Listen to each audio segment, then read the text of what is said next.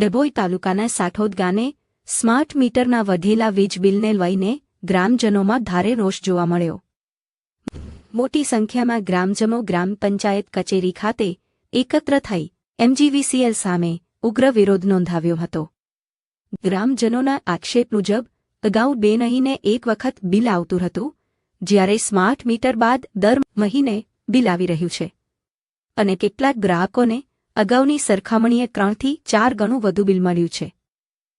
MGVCLના નાયબ engineer કે.ડી. સોનીએ technical ખામીના કારણે સમસ્યા સર્જાઈ હોવાનું જણાવ્યું હતું.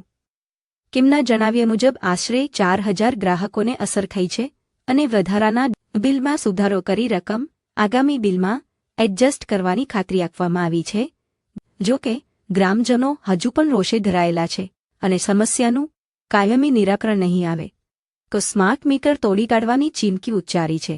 ઘરથી આ નવા મીટરો આવ્યા છે ત્યારથી લોકોના બિલોમાં ડબલ મીટરોનો ચાર્જ આવે છે. જૂના મીટરો લઈ ગયા પણ એને કોઈ ઇસ્યુ બનાવ્યો ને એને નવા મીટરો લાગ એમને લગાવી દીધા. એનો પોતના મીટરનો બીજાનો નંબર આવે, બીજા બાજુવાળાના નંબરનો મીટરનો રેટ આવે છે. મને આજે ખબર પડી 5 મહિના પછી મારા મીટરનો નંબર અલગ છે ને બાજુવાળાનો મીટરનો મારામાં આવે છે. આગલો મહિને મેં 2800 રૂપિયાનું ભર્યું, આ મહિને મેં 2800 રૂપિયાનું બિલ આવ્યું. આ કેવી રીતે બને એમ? કારણ કે 1 મહિનો તો અમે ઘર બંધ હતું તો કેટલું મીટર આવે. અને આવી કેટલાક જગ્યાએ ભૂલો થઈ છે ને જ્યાં જઈએ છીએ ઓફિસે એ લોકો સુધારી આપે છે, એટલે એમની ભૂલ છે કબૂલ્યું છે એમને. એનો મતલબ એવો થયો. તો આવા કેટલા ગ્રાહકોના એ લોકોએ પૈસા ડમ્પ થયા હશે. રિટર્ન એમને કરવા જોઈએ. નાના મોટા ખેડૂતો મજૂરિયાત વર્ગના આવા 2500 3,000 બિલો મોકલે છે તો લોકો ક્યાંથી ભરવાના છે? જે લોકોના બિલ ભરેલા છે એ લોકોએ એમને રિફંડ તરીકે પાછા આપવા જોઈએ અને એમની ભૂલ કબૂલવી જોઈએ. તંત્ર નહીં જાગે ત્યાં સુધી અમે આ તંત્રની જ ખામી છે. આ માટે આંદોલનના માર્ગે અમે જઈશું અને જ્યારે મીટર કાઢવાના છે અમે કાઢીને તોડી નાખીશું. એવું થશે પછી. ડભોઈ તાલુકો સાઠોદ ગામ નવા મીટર આવ્યા પછી અમારા બિલ આડેધડ આવે છે.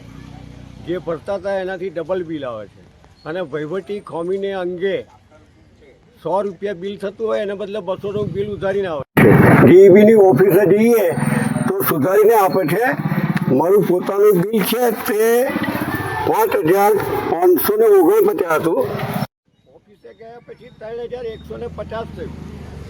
જ્યાં એમની સાઈન હાથે છે. એનું આટલી મોટી વહીવટી ખામી હોવા છતાં જે તે અધિકારીઓ એના તરફ ધ્યાન નથી આપતા એ વાત 100% છે. બરાબર. અને સરકાર એવું કહે કે અમે પ્રજાના લાભમાં કરીએ છીએ. અમે તો એવું જોયું છે કે જઈ જોયો અને આયા પછી કશું કર્યું નથી. અમારે બુલેટ ટ્રેનની જરૂર નથી, અમારે જનતા ટ્રેનની જરૂર છે. અમારે એક્સપ્રેસ હાઈવેની જરૂર નથી, અમારે સામાન્ય રોડની જરૂર છે. આ મીટરના તાત્કાલિક નહીં તો મીટરો ભાગી કાઢવાનો પ્રોગ્રામ અમે એક દિવસ કરવાના છે. જે DEB ખબર આપીશું અને જે એમને એ ખબર બંદોબસ્ત કરવો હોય તે કરે. સામૂહિક રીતે બધા આખા ગામના મીટરો ભાગી કાઢવાના છે.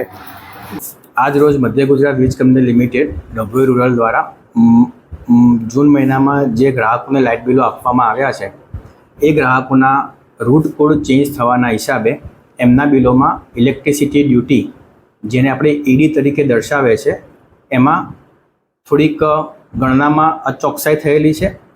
જે બાબતની જાણ અમારા ધ્યાન ઉપર આવતા અમે આવા ગ્રાહકો કે જેઓની ED ખરેખર ખોટી ગણાયેલી છે એવા આશરે 4000 ગ્રાહકોની ED એ લોકોની અરજી આવે કે ના આવે એની પહેલાં સદર ઓફિસેથી સંપૂર્ણ રીતે જેટલી એમને મળવાપાત્ર છે એ બાદ આપીને નેક્સ્ટ બિલમાં એ લોકોનું કન્સિડરેશન કરેલું છે. જે કોઈ બિલમાં ED ખોટી ગણાયેલી હોય એને ઓફિસે પણ આવવાની જરૂર નથી. નેક્સ્ટ બિલમાં એ ઓલરેડી તમારા ખાતામાં જમા થઈ જશે અને જે પણ હશે તે તમને નેક્સ્ટ બિલમાં પ્લસ માઇનસ કરી આપશે. એટલે આવા જે બિલ વધારાને લઈને કોઈપણ જાતનું પેનિક લેવું નથી. આમાં સિસ્ટમના ભૂલના હિસાબે આ ઇસ્યુ થયેલી છે, જે ઓફિસના ધ્યાન ઉપર આવતા એને અત્રે દ્વારા સુધારી દેવામાં આવેલ છે.